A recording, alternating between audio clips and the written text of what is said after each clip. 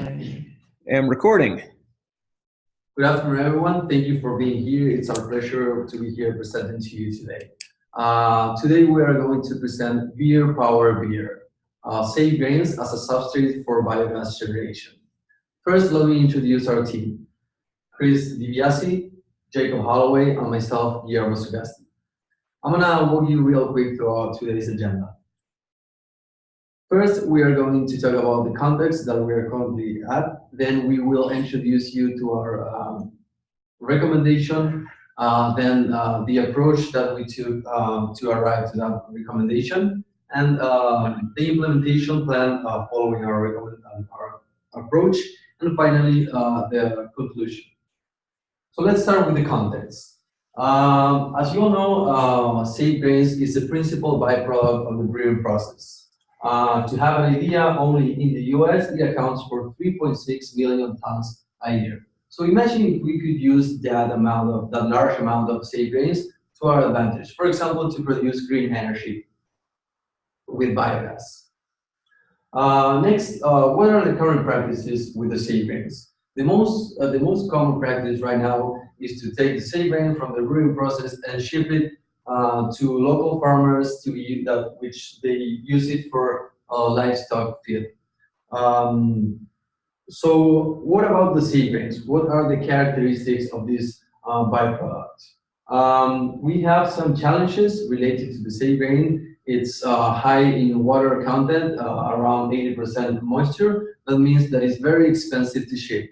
Also, it deteriorates rapidly, which means that we need to treat them real quick. In addition, the fact that it's produced in many different markets makes it hard to find a solution that fits every single location. On the other hand, we also have some opportunities for this byproduct. The first one is that it's very high in energy content, and we will use that to our advantage in our recommendation. Also, that the moisture presented in the safe grains is extractable. And lastly, we have the economy of scale that we can apply because of the size of ABI. As you all know, ABI has committed to sustainability, and for doing that, it has established a set of sustainability goals that we want to consider and we will consider for our recommendation. In particular, the last one that you can see here in the screen, climate action. We want our recommendation to contribute to the 100% renewable purchase energy and a 25% reduction in CO2 emissions by the year 2022. With that being said, now Chris is going to introduce you to our recommendation. All right, thanks, Guillermo. So Guillermo just talked us through a little bit of the problem, what safe grains looks like, as well as introduced our recommendation, which is ultimately a biogas energy generation on site. I'm going to show you what that looks like. In order to make Beer Power Beer, we gotta be careful because we're touching the bottom of the mouse and it's moving where the mouse is on the screen, and we're clicking on different stuff.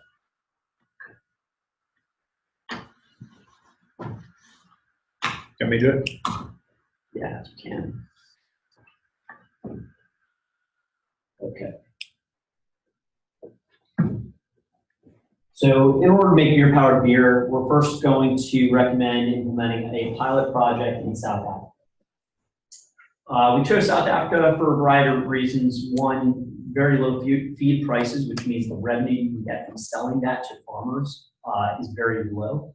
And because of rather high energy prices and uncertain energy industry, it makes an attractive option for biogas.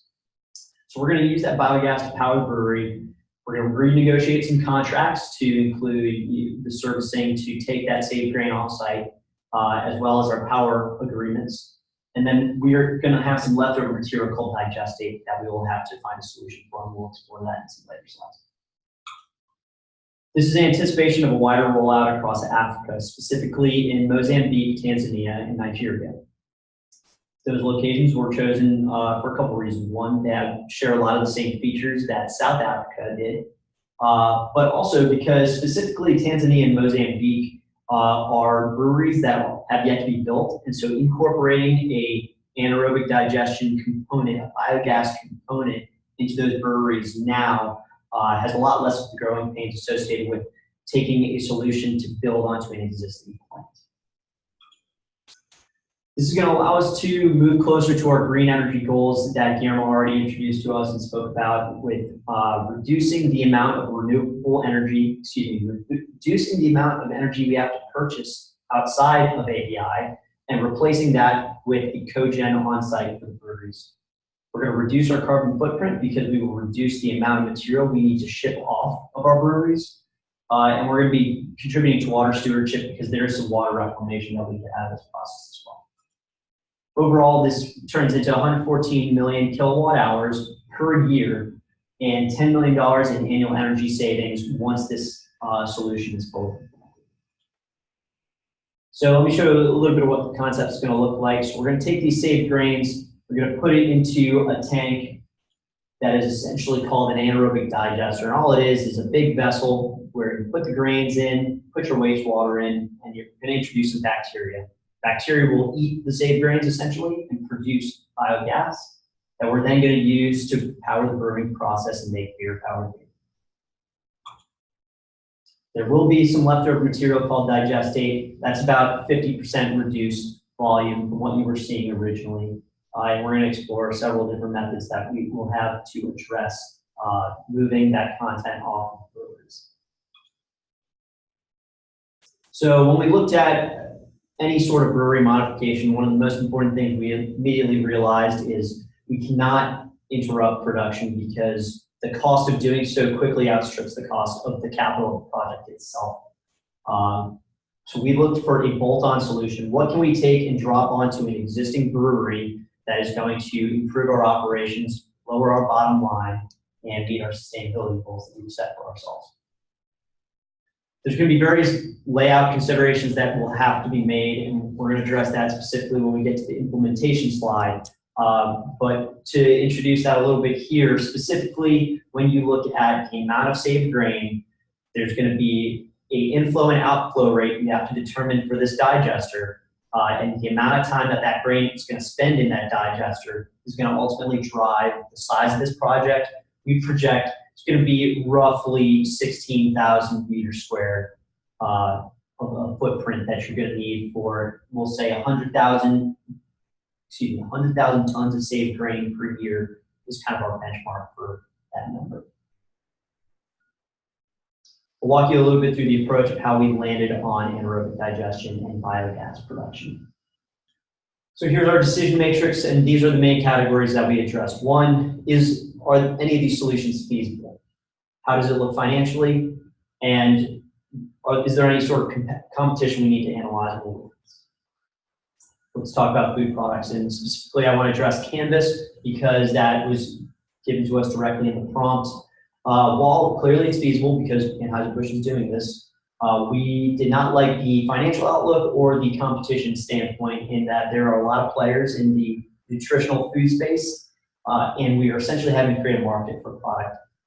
We think the core competency of ABI is producing great beer and bringing people together around that beer. So we don't feel this really fits the strategy. Industrial applications, you can use saved grain to produce xylitol, an artificial sweetener, or produce lactic acid, which can be used to make plastics. While the financial outlook here is kind of promising, ultimately that's really difficult, and do we want to be in the business of making those byproducts? Using it as an animal feed, current practice. So we could always continue doing what we're doing already. But when you look at the financial outlook, especially in a region like Africa, where the price you can command for feed is about $7 per ton, that is pennies on the dollar. And so we think there's a lot more value you can extract out of an energy application. To round it out, bring us back to energy, it's something feasible because there's already several Anheuser-Busch brewing plants that are incorporating the wastewater biogas solution. We simply want to start doing the same thing, but with saved grain as well. The financial outlook is positive, and we'll show you that from the data. Competition is a positive outlook because we're not competing with anybody. We're actually insulating ourselves from risk by doing this. So why anaerobic digestion? Like I mentioned, we're already doing it in 10 of 11 US breweries. We're going to replace the fuel needs. That fuel we need to purchase, directly contribute to sustainability goals, and insulate ourselves from further energy risk. especially in some of the developing areas we're looking at, like Africa. Reduce shipping means we're going to reduce our carbon footprint, which is another one of our sustainability goals that we can further contribute to that. I'd like to talk a little bit about operations, and so how can we streamline our brewery waste streams? Specifically, there's 3 major waste streams in a brewery. You have the spent grain, which we've talked about, that makes about 85% of your byproducts, high strength wastewater, and then standard wastewater. Currently, we are trucking 2/3 of these waste streams off-site. What if we could incorporate a single solution on-site to streamline this operation? Maximize the value we get out of those byproducts by putting them all into an energy system, and that is going to allow us to make more beer better by lowering our bottom line. I'd like to walk you through a couple industrial benchmarks. So we looked out in the industry to see who has implemented a solution like this and was it positive for them, and use that to justify whether we should or not. So this brewery, Weihenstephan in Austria, demonstrated proof of concept. This was back in 2012. That led to another Austrian brewery, Gösser, to implement an anaerobic digestion with all of its waste streams. They were able to achieve 50% of their energy needs through the system, and they're actually a zero carbon brewery, so they have 0 carbon emissions. Magic Hat Brewery in Massachusetts, they implemented a solution that was designed by a company called Purpose Energy that we have actually reached out to get some expert insight into these facilities. As you can see, that's actually a rather small size digester, but it has produced positive energy results for them and continues to this day. Another large industrial benchmark would be Nestle. So while they're not in the beer business, we look to see, are there any other comparable sized facilities out there that we could expect to implement, like at an Anheuser-Busch brewery. And so they have very positive numbers, both for power and heat generated, as well as reducing the carbon footprint. Finally, this last one, also designed by Purpose Energy in Vermont, is a joint venture between Cabot Dairy and Woodchuck, which is a cider maker. That was a $10 million capital expense for a 500,000 gallon digester, and you can see they produce 8.76 gigawatt hours per year. I'd like to hand it over now to Jacob, who's going to walk us through the implementation. Thanks, Chris. So exactly how are we going to roll out this plan? The first thing we need to start with is our pilot location. Like we mentioned earlier, we chose South Africa. The reason being, South Africa is a lower capacity, lower throughput brewery, and we wanted to start small, develop a proof of concept before we roll this out to our larger breweries with the full expense of this project. So the reason that both South Africa and their other African locations are favorable are, first off, that they're the lowest feed price globally. This essentially means that our opportunity cost for rolling out these projects is going to be lower than it would be anywhere else. Secondarily, we're also looking at high energy costs in Africa, and more than just high, we're looking at very variable and unsteady energy costs.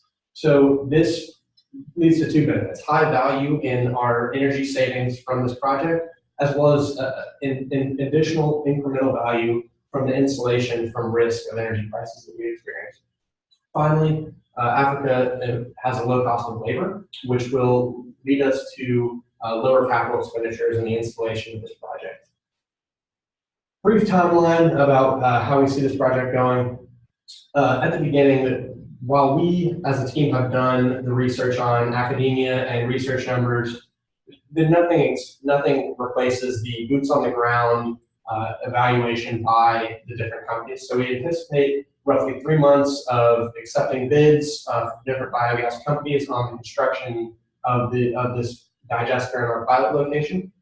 And then the next 3 months after we've accepted a bid for further planning and analysis. So we basically hope to be breaking ground within 6 months of the start of the project.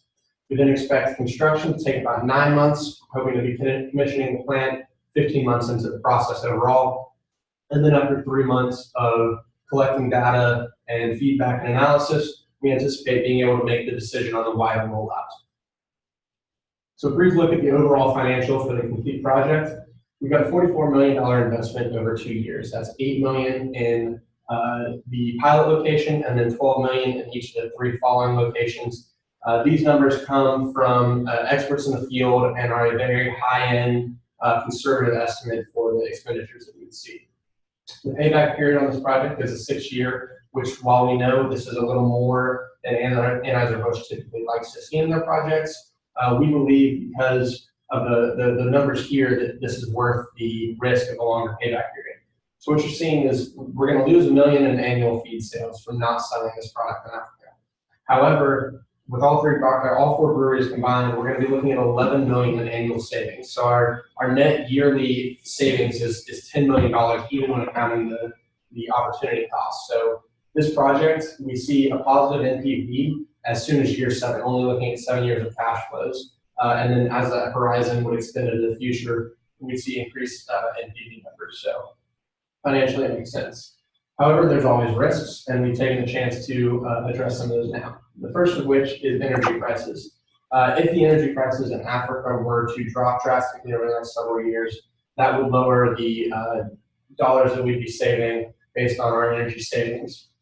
However, we've seen the data has shown that energy prices have been increasing recently, and into the future, we expect this to continue as most of the world's energy right now is from non-renewable energy sources, and so those prices we think are going to increase, and so does the need for renewable energy like we have here. Secondarily, the feed prices could increase in the near term, which would lead to a larger opportunity cost. However, the data has shown that those feed prices have been fairly steady over the past few years, and we don't expect those to be changing in time in the future. So the last consideration for the model is the biogas production numbers, which is the biggest question mark. In order to mitigate that risk, we've gone out into the industry and obtained a number of different benchmarks, and we've also suggested a pilot program to ensure the feasibility and the validity of the numbers that we've been seeing on biogas production. So with that, I'll hand it back over to Guillermo to cover some operational risks. Thank you, Jacob. So we also have some risks from the operational point of view that we need to mitigate. The first one that we can see here is the biogas turbine power. What is this? Because the biogas that is produced is not 100% clean. In fact, it has some solid particles in it. The biogas turbine might fail at some point. We are confident that we can mitigate this risk by implementing a buffer in the system that in the event of the turbine failing, we can use the biogas. We can burn the biogas and use it for heating purposes, as for example, heating one of the boilers. Also, the technology in this industry is only getting better, and if in the future we can get better filters that makes the biogas cleaner, this will reduce this failure. In addition, our learning curve is only going up. We will get better at managing this and managing the biogas process. Moreover, after implementing in our pilot market and then expand it to the rest of Africa. Also, as Chris mentioned earlier, we still have about half the initial byproduct that we need to dispose of. We decided that we will implement 3 different solutions to dispose of this byproduct. The first one is to sell it as a fertilizer. The reason because this is attractive is because of its high content of nitrogen that makes it a good fertilizer. The second one is to spray the digestate with our partners, with our suppliers, crops, and to kind of improve our relationship with our suppliers. The last one would be to donate it as, for example, in Africa, there is a non-profit organization that uses it as one of the means to generate energy in its biogas production. With that being said, we've covered the different risks and how we will mitigate them, and now Jacob will take through the presentation. So just to wrap it all up, we approached this problem first off with our sustainability goals in mind, specifically our climate action sustainability goals, and then also wanting to address our major byproduct of the brewing process, safe grains. That leads us to a biogas generation solution through anaerobic digestion, delivering 114 million kilowatt hours annually in energy savings, sustainable cogeneration. This serves to reduce our purchased energy needs by about 10 million annually, as well as optimizing our waste streams and reducing our need for shipping waste by about 50%. With that being said, we'll now take questions. All right. So the overall point of this is less about making money and it's more about driving impact towards the sustainability goals? Yes. Okay. And this is only good in Africa, or how much can you expand this for our entire business globally? So as it stands right now, the economics make the most sense in Africa. However, when future conditions change, such as global energy prices and the price of feed, as those change in the future, we see this very quickly within the next 5, 10, 20 years becoming a viable option in places like Europe or the US. Currently, the operations only make sense in Africa because of the high energy prices and low feed costs. But with energy prices rising and the need for sustainable energy on the rise, we see this as something that would be rolled out on a much wider scale eventually. To the same point, we would be configured to our sustainability goals in any location that we implement this. But if we do that right now in markets like Europe or the US, we would be on this month. Okay. All right. So of the three questions that you looked at, you landed on this one. And so in the grand scheme of things, all right, this is focused on Africa. You know, I get it, it's our energy goals. What made you pick this one? And did you see any other potentially larger, but maybe not as interesting opportunities elsewhere? Can you clarify the question? Are you asking why did we land on Africa, or why did we land on this problem? First off, why'd you land on this problem? Let's start there. Okay. Ultimately, we landed on the safe grain problem because we did pretty immediately see an energy application component because it is such a large scale problem. Just the metric tons that we showed actually on the last slide that you see coming out of each location, as much as in Mexico City, 300,000 tons per year. And there had to be a better way, and that was almost immediately apparent from reading the prompts for what could be done with safe grain. And specific to Africa, the reason we landed there was ultimately, like Jake kind of walked us through, one, lowest feed prices globally, so about $7 per metric ton in Africa, as opposed to the highest in Europe is as much as $105 per ton. They're relatively high energy costs, and actually even so much as recently, South Africa specifically, that location where we recommend our pilot, the National Public Utility has come back and said that there's going to be some energy uncertainty in the very near future. That was an article that came out today. So we would be insulating ourselves from those risks, which as we look to expand in Africa, there is just massive opportunity because I think the top line revenue grew 20% year over year as of the last earnings call. So we see a lot of opportunity in Africa, which is one of the big reasons we chose to implement a growth area. Furthermore, just to add to that, with the recent acquisition of SAB Miller, we know that Anheuser-Busch InBev has a focus on Africa as a potential new growth market, and specifically have plans to build 2 new breweries in Tanzania and Mozambique. And so developing this system for Africa made sense as far as that goes as well. Okay. I can also say that the average consumption of beer a year in the US is around 75 liters per person per year, while in Africa it's only 11 liters per person per year. So there's a room to increase our market there in Africa. So tell me about the technology in this process. How much has that evolved? Is it changing a lot? So if we go to this solution, we put the capital expenditures in play. Are we running a risk of being behind the next leap in this technology that may be coming in just, the next year or two? For example, we spend all this money on technology and maybe it's outdated by the time we get it installed and up and running. So we have been seeing continual increases in the production from biogas and the efficiency from biogas in recent years, both in the actual digestion methods and the amount of gas that we're producing, but also more so the innovation recently has been in the ability to generate energy from that gas efficiently.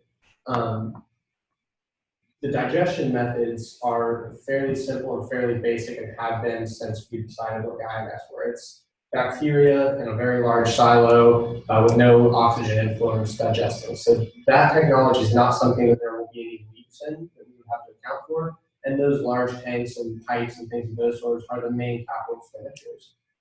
Where we would potentially see the need for upgrades or future capital expenditures would be in the conversion of biogas to energy, so in joint power heat turbines. However, that technology is not the largest part of this expenditure and represents a much smaller part. So we think that in order to keep up with those advances, the expenditures would not disrupt our numbers. All right, so you've had a couple of case studies where people had done this before, right? Mm-hmm. So Vine Stefan or something like that, I think was the first one. Give me through those again. So you said proof of concept, for that brewery, right? So what does that mean? So the proof of concept was really what kicked off specifically in Europe and leading to breweries like Gösser to come in and see the value. So Wine Stefan, they ultimately wound up not implementing this on a large scale at their brewery.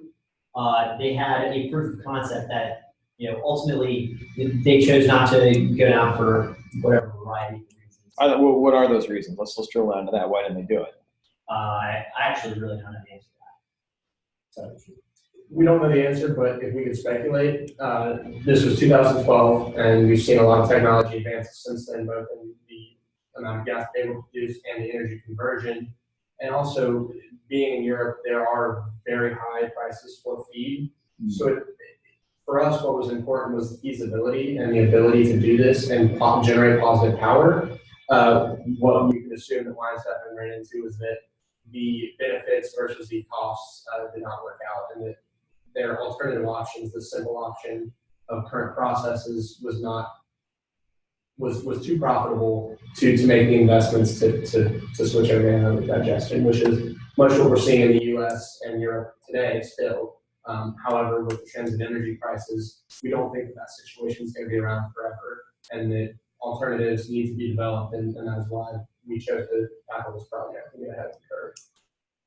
Okay. And while ultimately that brewery decided not to go with it, biogas across Europe has really started to explode. So I can talk. Not literally, I'm assuming. Not literally, right?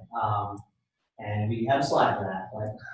But Gösser, so they implemented this. They met about 50% of their energy needs. Magic Hat in Massachusetts saw a very similar implementation to what we would recommend, which is take all of your waste streams and put them into one digester, as opposed to just wastewater, which is what ABI is already doing, or instead of just doing the Safe Greens. So that single stream solution.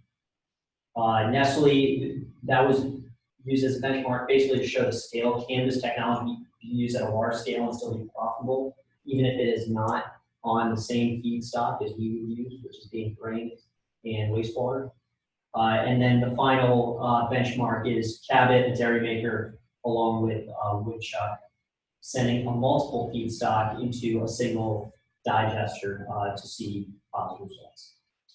Furthermore, we as ABI already have experience in Houston. We have a brewery that's running on anaerobic digestion, not only from their wastewater, but also utilizing nearby landfill gas in order to run biogas as an energy source as well. So the opportunities in the future of combining our systems with other waste streams in order to drive increased biogas is definitely opportunities.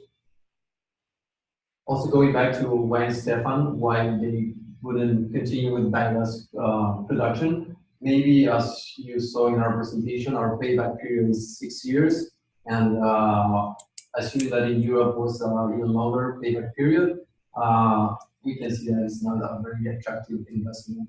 That would be the case.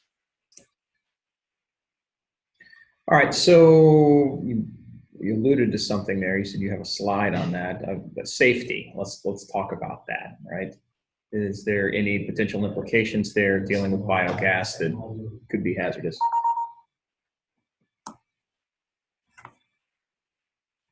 So specific to the safety and the biggest risk really comes from if the system's overloaded. So here I want to talk a little bit about if your turbine gets fouled up and you essentially lose the ability to start generating power. What else can you do with it? One, you have gas storage. So that's a buffer to ensure that we're not stopping the whole system, right? After that, you have a flare where you can off gas and literally burn it in order to have any sort of catastrophic failure or anything like that. So that's what I was alluding to by, there literally is no, massive catastrophic failure of the system. They have the fail-safes built into it. So if I'm making my own power from this now, there's regulatory bodies, whether it's EPA or like, let's say we do it in Houston with the TNRCC, Texas Natural Resource Commission. Am I materially exposing myself to more regulatory audits and stuff like this operationally by generating more power? And if so, what do we need to do to get ahead of that? Some of the beer making business, not necessarily the power generation business. Exactly. We don't anticipate making surplus power. In most cases, all this power is going to be internally contained, so we don't have to deal with the regulation that comes with offloading power to anywhere else. Yeah, so that I get, but like flare stacks, for example, that puts out particles in the atmosphere. That's regulated and has to be tracked and reported and everything else. Did you accommodate that component of it in this? So when you look at one, to address the concern involved, now we're creating biogas on site, are we going to be subjected to additional regulatory scrutiny? So my response to that is no, because we're already doing this. We're already creating biogas at 10 of 11 U.S. breweries. Now we're only going to be incorporating it in, say, North America. Two, this system, when it's working and it's operational, you have zero emissions. So that flare only comes about, say, if there wasn't one, right? And so the 99.999% of the time, there won't be any sort of an issue. And if you do, you essentially, can take whatever that off gassing is and spread it out over that period of time. It will be minimal. Yeah, so like Chris said, we've dealing with some of these regulations already in our wastewater treatment systems.